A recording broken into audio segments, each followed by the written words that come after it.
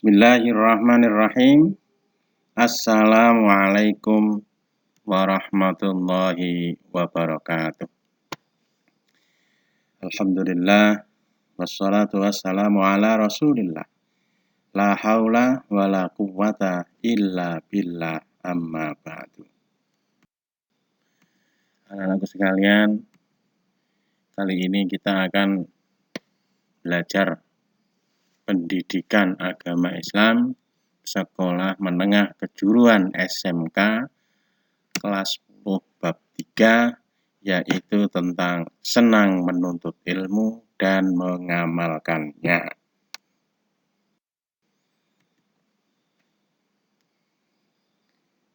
Seorang muslim harus melaksanakan ajaran agamanya dengan baik dan benar, yang berdasarkan Al-Quran dan hadis.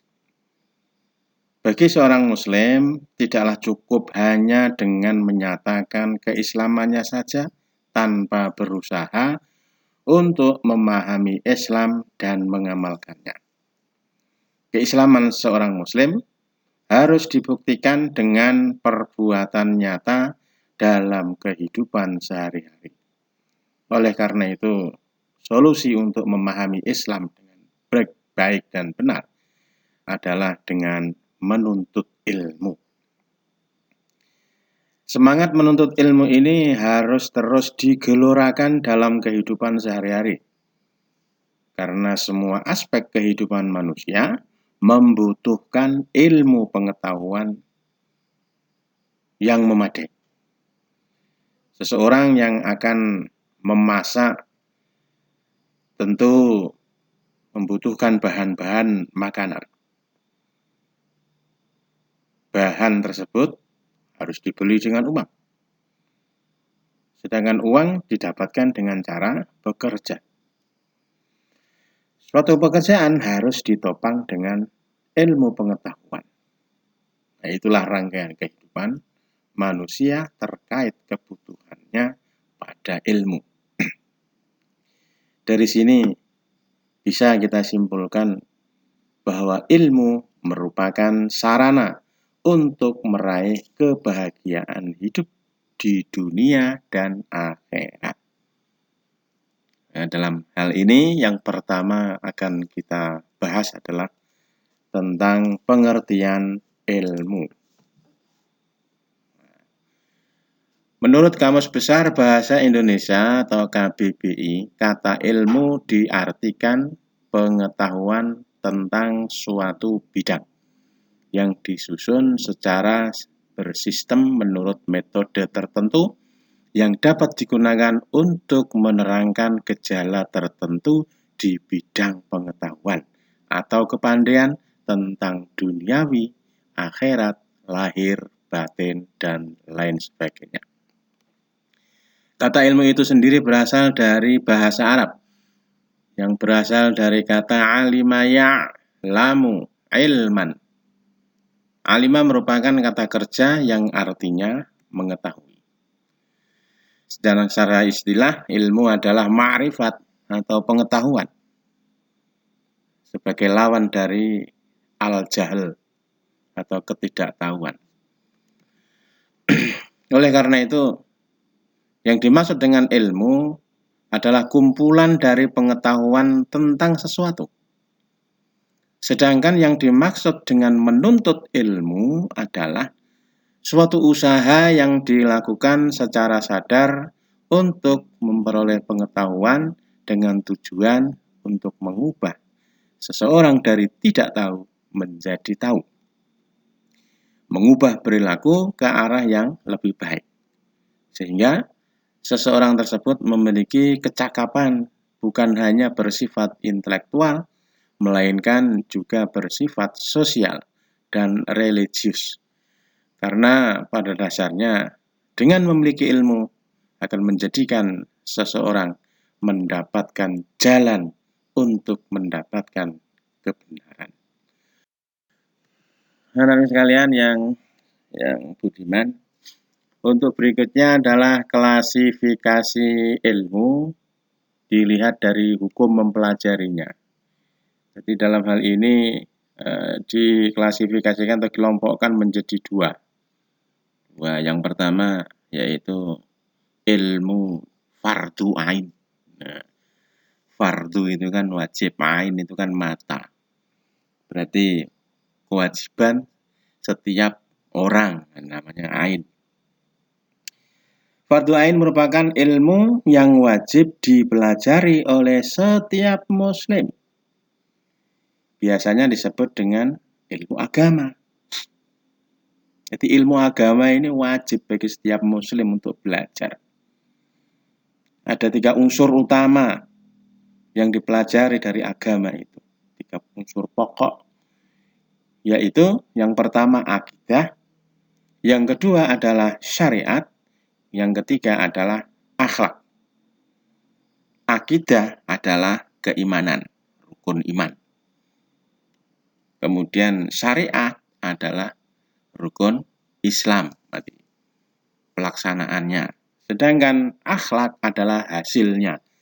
Hasil dari iman dan hasil dari Islam itu akan melahirkan akhlak.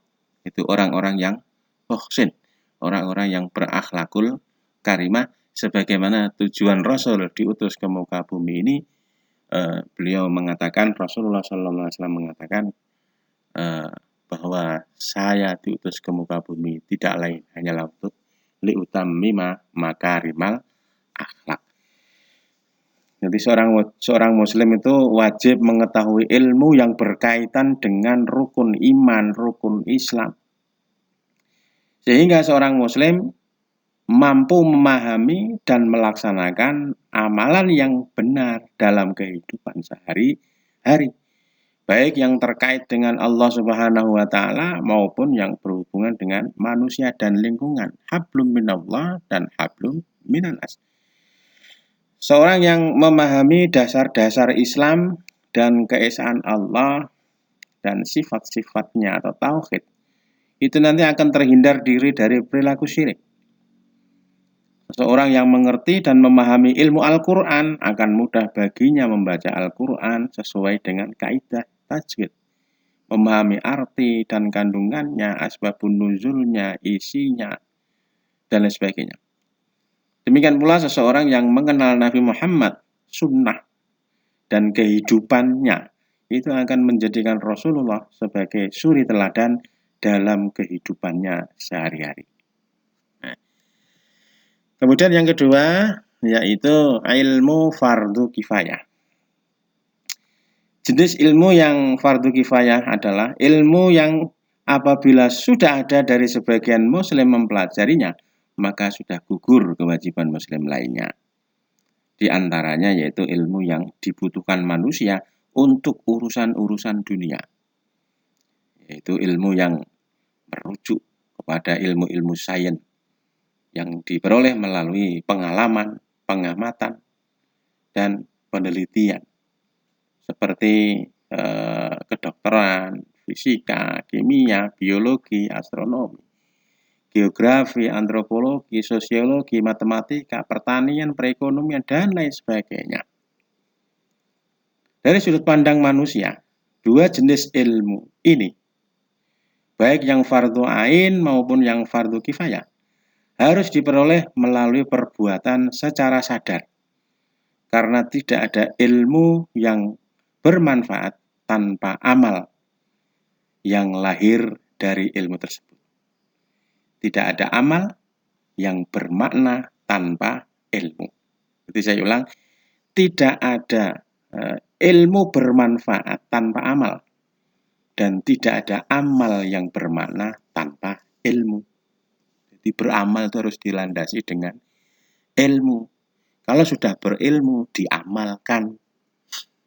Sebagaimana kejadian Rasul pernah menemui iblis di masjid, di mana iblis itu menggoda orang yang sholat. Terus ditanya, iblis kamu kok malah menggoda orang yang sholat?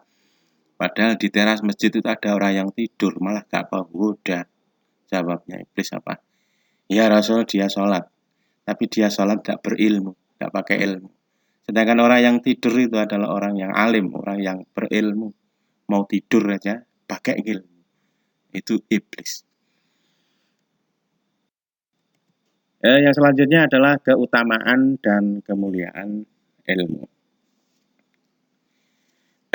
Yang pertama, ilmu itu membawa keutamaan dan kemuliaan. Yang pertama yaitu menjadikan manusia itu memiliki keunggulan dari makhluk-makhluk Allah yang lain.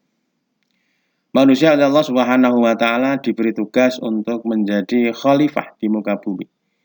Dengan ilmu yang dimiliki, manusia unggul dibandingkan dengan makhluk-makhluk lain.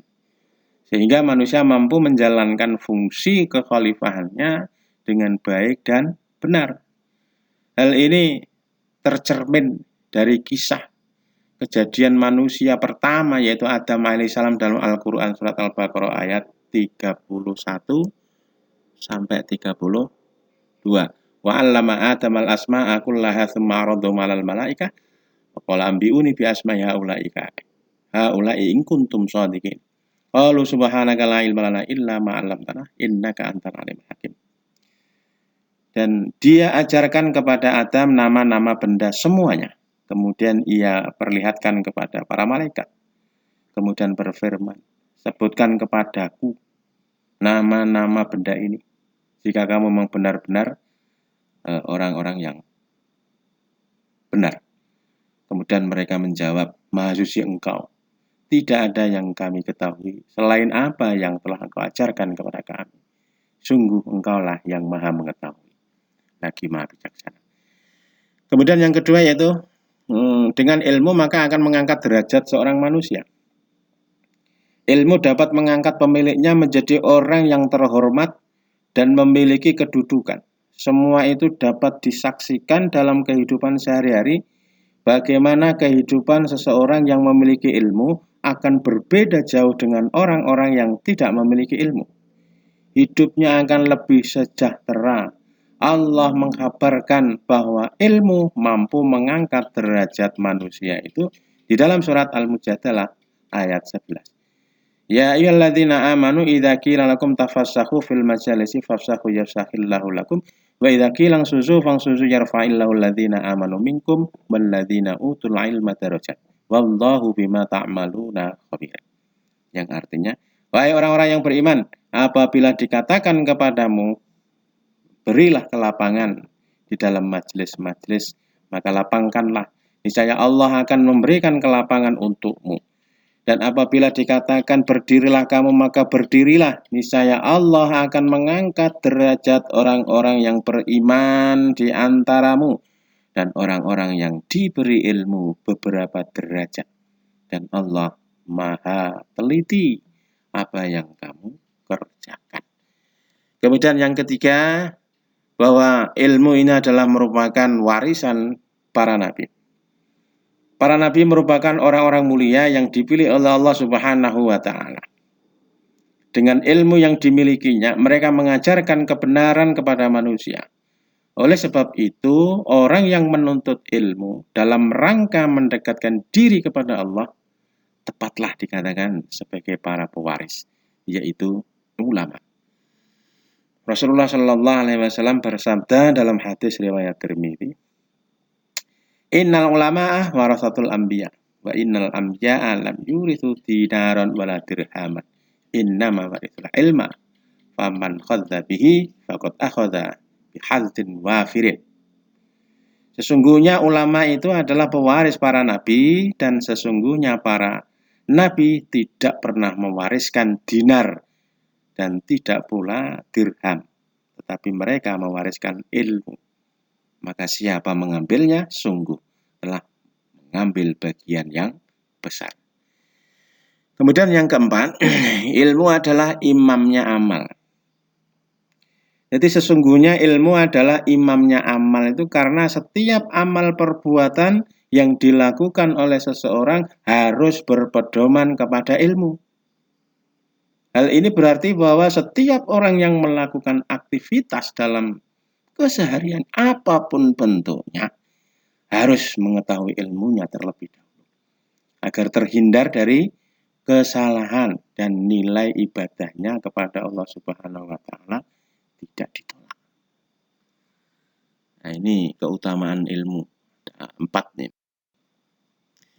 Yang berikutnya adalah perintah untuk menuntut ilmu.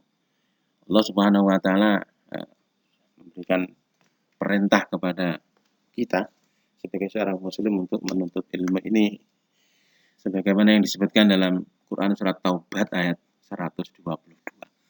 Wa makana al-mu'minuna liyanfiru kaffah falaula nafara min kulli firqatin minhum ta'ifatun liyatafaqahu fid dini wa liyunziru qaumahum idza raja'u ilaihim la'allahum yahdharun.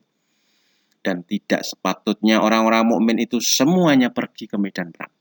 Mengapa sebagian dari setiap golongan di antara mereka tidak pergi untuk memperdalam pengetahuan agama mereka dan untuk memberi peringatan kepada kaumnya apabila mereka telah kembali agar mereka dapat menjaga diri. Ini dalil tentang perintah kita untuk menuntut ilmu, yaitu ayat surat Taubat ayat 122. Kemudian dalam sebuah hadis Rasulullah Shallallahu Alaihi Wasallam juga dinyatakan di dalam hadis riwayat Ibnu Majah yang disahihkan oleh Syekh Albani. Talabul ilmi faridatun ala kulli muslimin, bahwa menuntut ilmu adalah kewajiban bagi setiap individu muslim. Cari ilmu, belajar sebanyak-banyaknya. Bahkan dalam hadis lain dikatakan utlubul ilma minal mahdi ilal lahdi. Tuntutlah ilmu, carilah ilmu dari mulai ayunan, dari mulai bayi, dari mulai lahir, ilal lahdi, lahat, liang lahat, sampai kamu mati. Jadi menuntut ilmu tidak ada batasnya. Sepanjang hayat, selama nafas masih bersemayam dalam diri kita. Belajar, belajar, dan belajar. Kemudian yang berikutnya adalah etika. Bagaimana etika kita dalam menuntut ilmu? Agar ilmu yang kita pelajari itu akan membawa keberkahan, ilmu yang kita pelajari itu akan menjadi penolong kita. Karena apa? Suatu saat yang namanya Ali karramallahu wajhah itu suatu hari pernah ditawari lah oleh Rasulullah Sallallahu Alaihi Wasallam.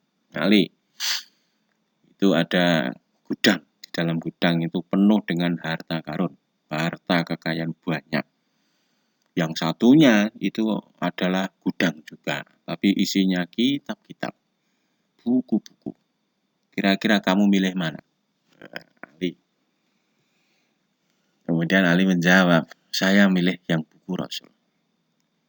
Terus ditanya alasannya, loh kenapa kok milih yang buku? Terus Ali menjawab, kalau saya memilih harta, maka saya akan menjadi budak harta. Saya harus menjaga harta. Saya harus memelihara harta. Saya harus merawat harta. Saya tidak mau. Tapi kalau saya memilih buku itu, saya memilih ilmu itu, maka ilmu itulah nantinya yang akan menjaga saya. Ilmu itulah yang akan membimbing saya. Ilmu itulah nantinya akan merawat saya. Jadi ilmu. Nah, untuk mendapatkan ilmu yang baik, ilmu yang berkah, ilmu yang bermanfaat, di sini ada etika. Sebagaimana disampaikan oleh Imam Syafi'i. Tanalul ilma illa bisittatin saumbika an bayaniha. Apa yang pertama? Jadi kamu tidak akan pernah mendapatkan keberkahan ilmu kecuali dengan 6 hal ini. Yang pertama yakni zakaun. Apa itu? Cerdas. Jadi syarat menuntut ilmu itu ya harus cerdas. Cerdas itu mampu membedakan yang benar dan mampu membedakan yang tidak benar. Mampu membedakan yang jelek dan mampu membedakan yang baik. Syaratnya itu.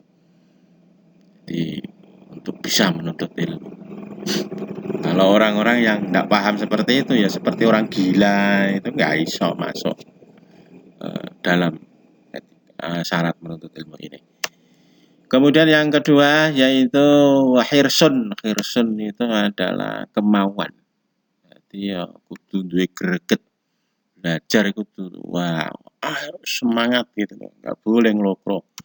Yang ketiga yaitu ijtihad, sungguh-sungguh tenanan, sinau ya tenanan, maca ya tenanan, ngapalke ya tenanan. Kemudian yang keempat adalah dirhamun. Dirhamun itu adalah ya modal.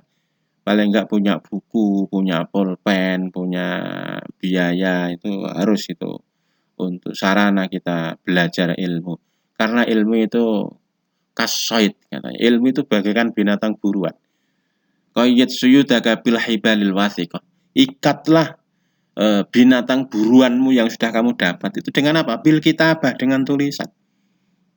Kalau nggak ditulis ya ucul kabeh hilang. Makanya harus modal, buku lah. Kemudian yang kelima adalah sohbatul ustadz, yaitu taat, patuh, hormat kepada guru. Bagaimanapun, siapapun, apapun gurumu harus kamu tetap hormat. Kalau kamu kepingin dapat keberkahan dari ilmu itu. Karena guru itu adalah merupakan warasatul anbiya. Ya, malati nek wong Jawa. Kalau kamu sekali berani sama guru, melecehkan guru, sudah. Selama hidup kamu tidak akan berkah ilmu yang kamu dapatkan. Malah bisa membawa bencana bagi kamu itu ilmu yang kamu dapatkan. Kemudian yang keenam yaitu tulu zamanin, yaitu belajar itu ya butuh waktu, sabar. Gak iso instan, saiki sinau, saiki iso. Wah, ini ramu jenius tenan, gak iso. Kemudian yang berikutnya yaitu hikmah menuntut ilmu. Jadi ada beberapa hikmah dalam menuntut ilmu. Jadi menuntut ilmu ada hikmahnya. Salah satu ibadah yang mulia itu adalah menuntut ilmu. Keutamaan bagi orang yang menuntut ilmu banyak. Disebutkan baik dalam Al-Quran maupun hadis. Adapun ilmu yang wajib dipelajari di sini adalah ilmu syariat atau ilmu syar'i. Sementara selain ilmu syar'i, hukumnya tergantung pada manfaat ilmu tersebut. Bagi umat Islam.